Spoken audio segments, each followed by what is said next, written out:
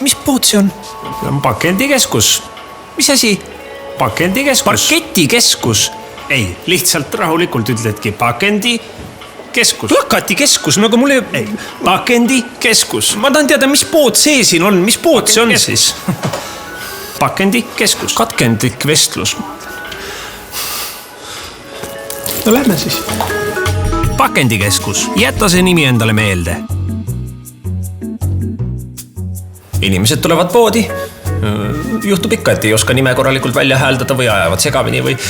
Aga nad vähemasti proovivad ja see on väga positiivne. Ja eks ma panen ise ka õla alla ja ütlengi siis pakendikeskus. Ja ma ütlesingi ju. No särgi peal on ka kirjas. Pakendikeskus. Pakendi ja keskus. Pakendikeskus. Loogiline.